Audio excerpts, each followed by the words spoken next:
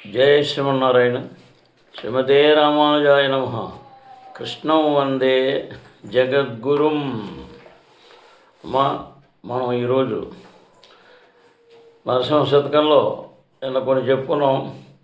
ఇవాళ మరి పద్యాలు చెప్పుకొని దాని అర్థాన్ని తెలుసుకోవడానికి మనం ప్రయత్నం చేసుకుందాం. నరసింహస్వామి లక్ష్మీ నరసింహస్వామి వారి పరిపూర్ణ కటాక్షంతో అందరూ ఆరోగ్యేశ్వర్యాలతో చల్లగా ఉండాలి.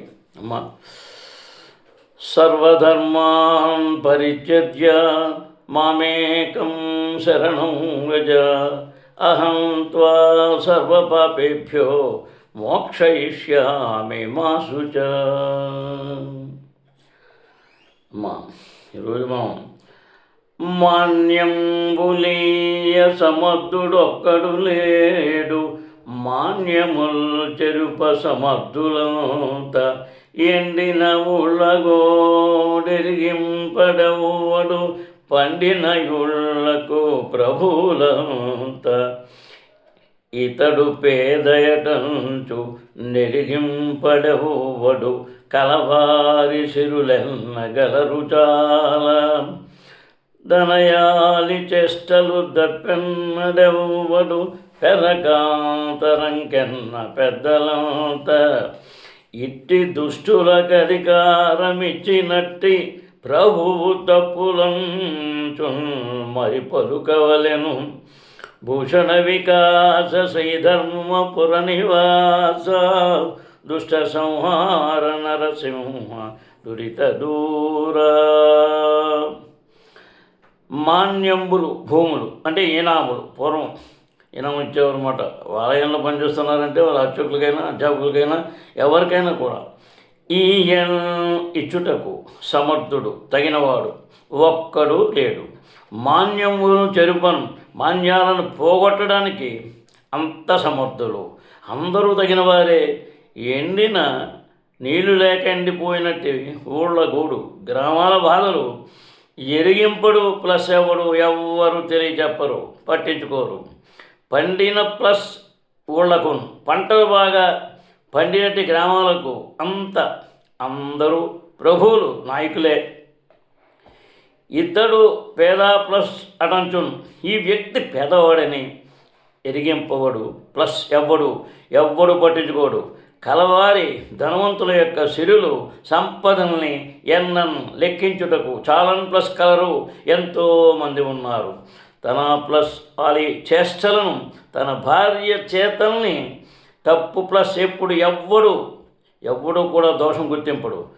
పెరకాంత అన్య స్త్రీ అగు వారికి ప్లస్ ఎన్నన్ జారగుణాన్ని వెదుకుటకు అందరూ పెద్దలే. ఇట్టి దుష్టులకు పైన చెప్పబడిన మోసగాండ్రకు అధికారము పెత్తనం ఇచ్చిన ప్లస్ అట్టి కట్టబెట్టినటువంటి ప్రభువు తప్పులు ప్లస్ అంచున్ రాజుగారివే తప్పులని మరి గట్టిగా పలుకవలెను, చెప్పవలెను. భూములు పేదలకు పంచిపెట్టగలవాడు లేడు, కానీ వాటిని ఇవ్వకుండా చెడగొట్టగల దిట్టలున్నారు. కరువుతో నీరు లేక ఎండిన గ్రామాలు కడగంట్లు తెరిచేవాడు లేడు, కానీ బాగా పంటలు పండిన గ్రామాలకు అందరూ నాయకులే.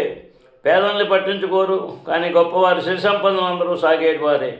తన భార్య అడ్డ తిరుగుళ్ళను కూర్చి పట్టించుకోడు, కానీ పరస్త్రీల వ్యభిచారాన్ని ఘోరంతలు కొండంతలు చేసి చెప్తాడు. అసలు ఇలాంటి వారికి పెత్తనమిచ్చిన ప్రభువులది తప్పు. ఈ పద్యంలో సామాజిక సత్యాలు మూసపోసినట్లు అభివర్ణింపబడ్డాయి. ఈ విషయాల్ని గురివింద గింజ సామెతను గుర్తు చేస్తాయి. సత్రభోజనం మఠనిద్ర గల చిత్రవృత్తుల్ని కవి ఎంతో చక్కగా ప్రేరెత్తి చూపించారు. ఇవి సార్వకాలీన వాస్తవాలు, విశ్వజననీయమైన సత్యాలు. ఆచరణ లేని వారి ప్రచారాలు ఇలాగే ఉంటాయి. సంఘంలో వ్యక్తుల స్వభావాలు పలు రకాలు. తాము పెట్టలేరు సరికదా, ఎవరైనా పెడితే చూసి సహించలేరు. ఉన్నవి లేనివి కల్పించి ఇచ్చేవారిని చెడగొట్టేవారు వీరే. రాచరికాల వ్యవస్థ అమలులో ఉన్న కాలం నుండి ఈ తంతు నడుస్తూనే ఉన్నది. ప్రభువుల ఆస్థానాల్లో కూర్చున్న రాజుగారి ఔదార్యం పేదలకు అందకుండా చేసిన వారెందరో ఉండేవారట. కరువు కాటకాల వల్ల గుక్కడి నీరందని ఊళ్ళు ఎప్పుడూ ఉన్నాయి. కరువు పిశాచాన్ని ఎలా ఎదుర్కోవాలో ఆలోచించి బాధితుల దప్పిక తీర్చాలి కానీ సమృద్ధిగా సిరి సంపదలు తొలతూగే ఊళ్ళగతి ఎందుకు? ఈ సహస్రాబ్దంలో ప్రస్తుత 2000 వానలు కురియక గుజరాత్, రాజస్థాన్ రాష్ట్రాలు గుక్కడి నీరు దప్పిక ఆర్చుకోవడానికి కరువై కొత్తలాడిపోయాయి. పశువులకి గ్రాసం లేదు, తాగే నీళ్లు లేవు. ఆంధ్రప్రదేశం ఇలాగే కడకడాడింది. భూగర్భ జలం పాతాళానికి జారుకుంది. ప్రజలు బాధలు చెప్పనలవి కాలేదు. ఈ సమస్యని పరిష్కరించడానికి అందరూ నడుమిగించాలి. వానజలు భూగర్భంలో ఇంకా భారీ పథకాలు రూపొందించాలి. మహారాష్ట్రలో అన్నాజరే అమలుపరిచిన పథకాలను దేశమంతటా విస్తరింపజేయాలి. ప్రజల దాహార్తిని తీర్చాలి. అన్ని వసతులతో తొలతూగే వారిని గూర్చి ఆలోచించకూడదు. సరికొత్త పథకాలను చిత్తశుద్ధితో అమలుపరచాలి. అంతేగాని ప్రభుత్వాలు వాటిని రాజకీయ లబ్ధికి వినియోగించి ప్రజల్ని మభ్యపెట్టరాదు. ఈ విషయంలో తెలుగునాట కొంత ఆత్మ పరిశోధన అనుభవమైంది. శుభమే నీరే ప్రాణాధారముని సుమతి శతక కర్త భజన ఎంతో చక్కని మాట చెప్పారు. పేదవారిని కూర్చి ఎవరు పట్టించుకోరు, కానీ కలవారిని వారి పంచచేరి వారి భోగభాగ్యాన్ని వేణోళ్ళ స్తుతించడం ఆనవాయితీ. ఈ సందర్భంలో సుమతి శతకం కూడా ఈ వాస్తవాన్ని చాలా బాగా చెప్పింది. ఎప్పుడు సంపద కలిగిన నప్పుడు బంధువులు వద్దురది ఎట్లన్నను, తెప్పలుగా చెరువు నిండిన కప్పలు 10,000 చేరు గదరా సుమతి అన్నారు సుమతి శతకారుడు. సంపదలు కలిగినప్పుడు బంధువులు కలవారి పంచ ఎలా చేరతారో బద్దెన చాలా చక్కగా చెప్పాడు. చెరువు నిండితే కప్పలు చేరినట్లని మరీ మంచి దృష్టాంతంలో చెప్పారు. నిరుపేదల్ని ఎవరు పట్టించుకోరు, ఇష్టం ఉన్నా లేకపోయినా కలవారి చెంద చేరుతుంటారు. ఇది లోక స్వభావం. అట్లని ఈ పద్ధతి మంచిదని కవి అభిప్రాయం కాదు. ఈ ధోరణి అనుచితమనియే కవి నిర్దేశం. ఇలా వ్యక్తుల దురతిక్రమాన్ని ప్రోత్సహించిన రాజుల్ని, అధికారుల్ని నిందించమన్నారు. శతకకర్త ధర్మ వ్యతిరేకంగా నడుచుకునేవారు గతంలో రాజులు కొమ్ము కాచి బ్రతికారు. నేడు కూడా రౌడీలు, సంఘద్రోహులు, నాయకులు అనేక రకాలైన మనస్తత్వంలో అండదండలతో విద్రోహ చర్యలకే పాల్పడుతుండటం కొత్త ఏమీ కాదు. మామూలుగా మనం చెప్పుకునే మాటలోనే ఇందులో ఏమేమి సంస్కృతాలు అవి లేకుండా చక్కగా కవిగారు ఉన్నట్లుగా జనాలకి వాడుక భాషలో తెలిసేటట్టుగా చెప్పిన పద్యాలు ఇవి వారు అనిపించి ఇది కూడా ఎవరు చెప్పాను? నేను చెప్పాను. మనకి తిరువాయిమూలనే చెప్పాను నమ్మల వారికి. నువ్వు చేస్తున్నావు అనుకున్నావా? లేదు, వెళ్ళు తిరుకణపురం వెళ్ళా, అప్పుడు నీకు ఇస్తానంటాడు. మళ్ళీ అక్కడికి వెళ్ళి వచ్చిన తర్వాత స్వామి ఇంకో చోటకి వెళ్ళమంటారు. మాల్టన్ జోల వెళ్ళు, అలా తిప్పుతూ ఉండి ఆయన మొత్తం రాసేదాకా ఈ లోపల వెళ్ళిపోవాలని ఎలా వెళ్తావు? నువ్వే రాస్తున్నావు అనుకున్నావా? ఇదంతా నీ సొంతం అనుకుంటున్నావా అంటారు స్వామి అని. ఇది అయిన తర్వాత అన్నారు. అంచేత ప్రతిదానికి ఒక ఆయన ఆధ్వర్యంలోనే జరిగేవి. ఇందులో ఎవ్వరు దేనికి ఏమీ చేయలేరు. ఆ భగవంతుడు నేను ఏముందో అదే జరగాలి. నిన్ను ఎప్పుడు తీసుకెళ్లాలో అప్పుడే తీసుకెళ్తా. ఇది నువ్వు రాస్తున్నావు, నువ్వు చేస్తున్నావు, ఆయురం చేస్తున్నావు, అన్ని వారు వీరు చేస్తున్నారు, ఎవరు చేస్తున్నా నేనే చేస్తున్నాను. అంచేత ఇవన్నీ అయిన తర్వాత అప్పుడు మాట్లాడమంటారు. అందుకే ఒక భాషలో దాన్ని కూడా చెప్తారు. ఇది శరణమాగుం తనదాలడయందాకెళ్ళాం మరణమానాల్ వైగుందం గొడుక్కు పిరాన్ అన్నారు. చేపట్టుకు తీసుకెళ్తాట ఆయన. అందులో ఏం తేడా లేదు. అంచేత ఆ స్వామివారి పరిపూర్ణ కటాక్షం అన్ని అవతారాలు దేని నారాయణే గొప్పే, అందులో ఏం తేడా లేదు మీకు. కానీ నరసింహస్వామి గారు మరి చాలా పవర్ఫుల్ కదా, అందులో పవర్ఫుల్ ఆయన నారాయణే. కాకపోతే ఏంటంటే ఆయన చాలా ఇష్టం. ఆయన అడిగి ఏదో మా అమ్మాయి పెళ్ళలేదు, మా అబ్బాయికి ఎదవలేదు, నాకు ఉద్యోగం లేదు, నాకు ఆరోగ్యం లేదు, అయ్యో ఏం చూడవా అంటే లేట్ చేయకుండా వస్తారు. ఇంకా ప్రధానులు వాటికే చెప్పారు. మా నాన్నగారికి పరమమైన అడిగితే ఏం చెప్పాడు ఆయన? నువ్వు అడిగినా అడగకపోయినా ఇస్తారా, కానీ నువ్వు అడిగవు చూడు, అది నాకు ఆనందంగా ఉందంటాడు నరసింహస్వామి. అలాగా దీంట్లో తీసుకుంటే ప్రతి దాంట్లో విచక్షణ పరిజ్ఞానాన్ని ఏమాత్రం పెంచుకున్న ప్రతి శబ్దంలో భగవంతుడికి సంబంధించిన దాంట్లో చాలా అంతరార్థం ఉంటుంది. అయితే తెలియక కాదు, అందరికీ తెలుసు ఆ మానవ జన్మే గొప్పది. మానవుడు అంటే ఇంటి చాలా ఎంతో పుణ్యం చేసుకుంటూ పుట్టాడు. మరి దాన్ని వినియోగం చేసుకుంటే వల్ల ఆ భగవంతుడి యొక్క కటాక్షంతో చాలా చక్కగా ఉంటాయమ్మా. సరే, తర్వాత తల్లి గర్భమును నిధనము తేడెవ్వడు వెళ్ళిపోయేడి నాడు వెంటరాదు. లక్షాధికారైన లవణమన్నమే కాని మెరుగు బంగారంబు మృంగబోడు. విత్తమార్జన చేసి విర్రవీగుటె గాని కూడబెట్టిన సొమ్ము కుడువబోడు. పొందుగా మరుగైన భూమి లోపల పెట్టి దాన ధర్మము లేక దాచి తుదకు దొంగలకెత్తురో దొరలకవును. తేనె జుంటి గలియవా తిరువరులకు భూషణ వికాస శ్రీధర్మపుర నివాస దుష్ట సంహార నరసింహ దురిత దూర అన్నారమ్మా. ఎవ్వడైనను తల్లి గర్భము నుండి ధనము అంటే ఆ ధనముతోటే ఇక్కడికి డబ్బు తీసుకొని రాలేదు కదా, వెళ్ళిపోయాడు వాడు. చచ్చిపోయినప్పుడు వెంట రాదు, సంపాదించిన సొమ్ము తనతో రాదు. 1,00,000+ అధికారి ప్లస్ అయినను ఎంతటి ధనవంతుడుగైనా లవణము ఉప్పు కలిగిన అన్నము ప్లస్ ఏ ప్లస్ కానీ ఆహారమే కానీ మెరుగు బంగారంబు మెరిసే బంగారాన్ని మృంగన్ ప్లస్ పోడు తినలేడు. విత్తము సొమ్ము ఆర్జన ప్లస్ చేసి గడించుడ చేత విర్రవీగుటే ప్లస్ కానీ గర్వపడుటమే తప్ప కూడబెట్టిన సొమ్ము గడించిన సిరి సంపదలు కుడువన్ ప్లస్ పోడు ఆరగించలేడు. పొందుగాన్ పదిలంగా మరుగు ప్లస్ అయిన చాటైనట్టి భూమిలోపన్ ప్లస్ పెట్టి నేల క్రింద దాచి దాన ధర్మం లేక ఎదురుగా ఇవ్వకుండా దాచి తుదకున్ చివరకు దొంగలకున్ ఇత్తురో దొంగల పాలు చేస్తారో దొరలకున్ అవునో రాజరిగానికి చెల్లుతుందో అమ్మ. జుంటి ప్లస్ ఈగలు తేనెటీగలు తేనె మధువు తెరువరులకున్ బాటసారులకు ఇయ్యవా ఇస్తూ ఉండవా? క్వశ్చన్ మార్కం ఇస్తాయని భావము. పుట్టేటప్పుడు ధనం ఎవరు తీసుకురాలేదు, చనిపోయేనాడు ఏది తన వెంట రాదు. ఎంత గొప్ప ధనికుడైనా ఉత్పన్నమే తింటాడు కానీ మెరిసే బంగారాన్ని మెరంగలేడు. డబ్బు గడించి పొగరుబోతుతనాన్ని పెంచుకోవటమే కానీ ఆ సొమ్ము అనుభవానికి రాదు. కూడబెట్టిన సొమ్ము దొంగల పాలవుతుందో దొరల పాలవుతుందో తెలియదు. తేనెటీగలు తెట్టెల్లో తేనెని కూడబెట్టి బాటసార్లకు ఇస్తున్నాయి కదా, దాచిన సొమ్ము కూడా అంతే. ఈ పద్యంలోని కవి పరమసత్యాలు చెప్పారు. మానవులు పుడుతూ తెచ్చేది ఏమీ లేదు, పోతూ వెంట కొంపోయేది ఏదీ లేదు. కేవలం రాకపోకలే మిగులుతాయి. విపరీతంగా సంపాదించి ధనాన్ని పొరుగు చేస్తే అది ఎవ్వరికీ చెందక చివరికి ప్రభువుల పాలవుతుందా? ఈ కాలంలోనైతే అలాంటి ఆస్తులు ప్రభుత్వాల కైవసం చేసుకుంటాయి. సంపాదించింది సద్వినియోగం చేసుకోవాలని సుమతి శతకకర్త బద్దెన ఎంతో చక్కగా చెప్పారు. అందరికీ తెలుసుందే.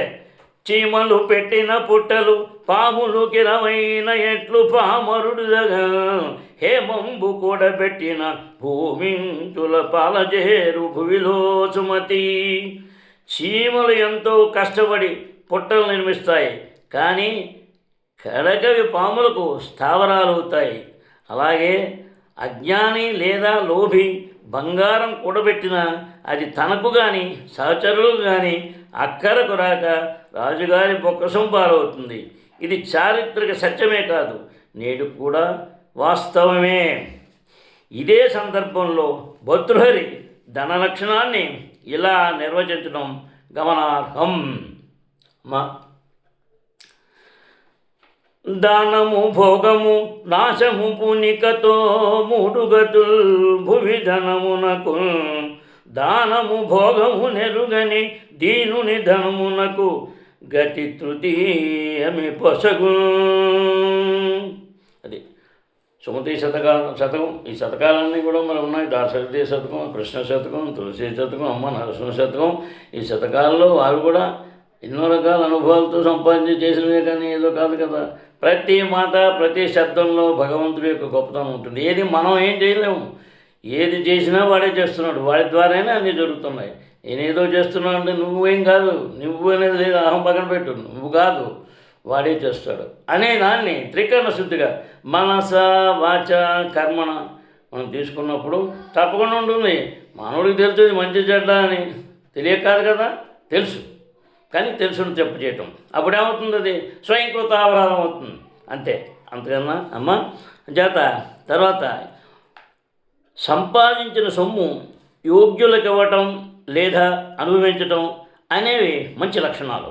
మొదటిది శ్రేష్ఠ లక్షణం, రెండవది ఆత్మసుఖాన్నిచ్చే లక్షణం.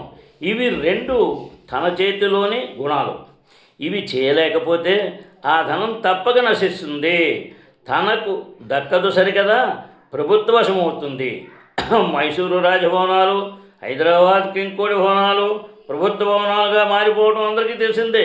డబ్బు పిచ్చి మంచిది కాదని శతకకర్తలు ఎల్లరూ ఎలుగెత్తి చాటారు.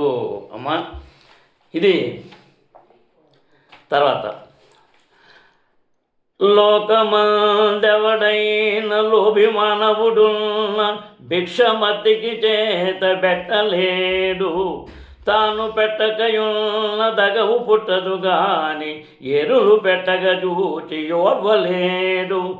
దాత దగ్గర చేరి ధనముల్లెచెడునట్లు జివతో జాడీలు చెప్పుచుండు, ఫలము నిఘ్నంబైన బొలు సంతత సంబంధి వెలుగల్గిన జాల మిడుకుచుండు.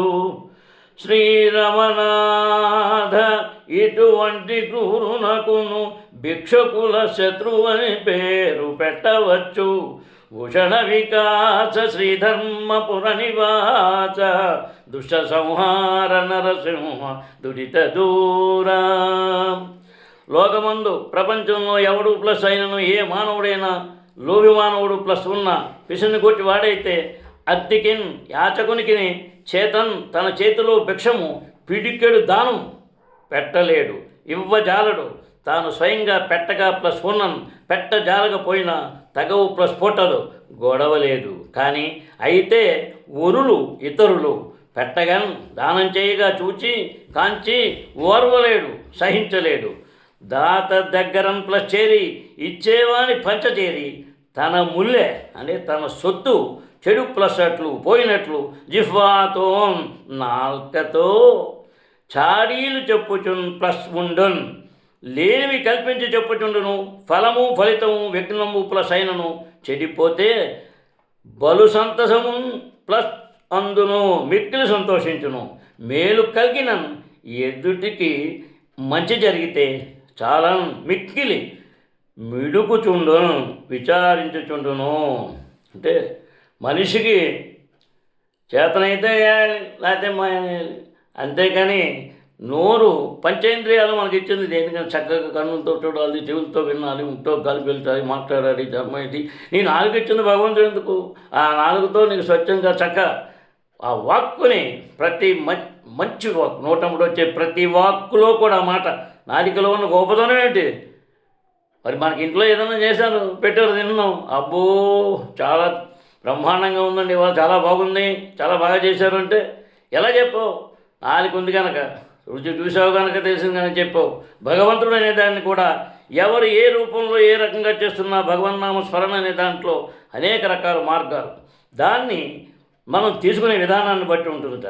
అంచేత శ్రీ రమానాథ శ్రీ లక్ష్మీదేవికి భర్తవైన ఓ నరసింహప్రభు ఇటువంటి క్రూరకు పైన తెలిపిన కఠినాత్మునికి భిక్షకుల యాచకుల పాలిటి శత్రువు ప్లస్ అని విరోధి అని పేరు పెట్టవచ్చు అన్నారు. అమ్మా ఓ నరసింహప్రభు, ఈ లోకంలో పిసినారి యాచకునికి ఏమి ఇవ్వడు, తాను పెట్టకపోతే విచారింపవలసిందేమీ లేదు, కానీ ఇతరులు దానం చేస్తే చూసి సహించలేదు. అంచేత దాత పంచన చేరి ఇందాక మనం చెప్పుకున్నట్టుగా అలా కాకుండా చేతనైతే చేయండి, లేకపోతే లేదు. ఓ లక్ష్మీకాంత, ఇలాంటి నికృష్ణునికి యాచకులు విరోధి అని పేరు పెట్టారు. పులి బాటసారి కంకణము అనే నీతి చంద్రిక కథను ఇక్కడ గుర్తు చేసుకోవాలి. ఆ కథలో చెన్నయ్య సూరి ఆహా లోభమెంత చెడుగుణము అంటారు. ఒక పాందుడు బురదగుంటలో చిక్కపడ్డ పులి మాట విని బంగారు కడియంపై మూచుపడి దాన్ని ఒడ్డు చేర్చి చివర దాని చేతనే భక్షింపబడతాడు. తన నాశనానికి లోభమే కారణం. గీత దైవాసుర సంబద్విభాగ యోగంలో కూడా భగవానుడు త్రివిధం నరకస్యేదం ద్వారం నాశనమాత్మన కామక్రోధస్తద లోభస్తస్మా చిత్రత్రయం త్రిజత్. కామం, క్రోధం, లోభం అనే నరకానికి మూడు వాకిళ్ళు. ఇవి జీవితానికి వినాశనం కలిగిస్తాయి. కాబట్టి వీటిని మూడింటిని వదిలివేయాలంటాడు భగవానుడు. వీటిని అసుర సంపదగా వర్ణించారు. కోర్కెలు, కోపాలు, లోభాలు మూడు ఒకే జాతికి చెందిన రాక్షస లక్షణాలు. మానవుని అనర్థానికి ఇవి మూల కారణాలు. ఇలాగే ఈర్ష్య, అసూయ కూడా చెడవే. తాను చేయి జాపి పెట్టకపోతే మానే, ఇతరులు పెడితే చూచి ఓర్వలేని వారు పరమనీచులు. మహాభారతంలోని సనస్సు జాతీయ పర్వంలో చాడీలు చెప్పేవాడిని వికస్తతుడు అని చెప్పడం జరిగింది. ఇలాంటి వారికి అధమగతియే ప్రాప్తిస్తుందని భగవానుడు బల్లగుద్ది చెప్పారు. కవి గొప్ప సాంఘిక జీవి, ప్రవృత్తిని వృత్తుల స్వభావం బాగా తెలిసినవాడు, లోకవృత్తాన్ని చక్కగా నిశిత పరీక్షణ చేసినవాడు. జై శ్రీమన్నారాయణ. శ్రీమతే రామానుజాయ నమః. కృష్ణం వందే జగద్గురుం శ్రీకాంతాయ కళ్యాణనిధే నిదార్తినాం శ్రీవేంకటనివాసాయ శ్రీనివాసాయ మంగళం. జై శ్రీమన్నారాయణ.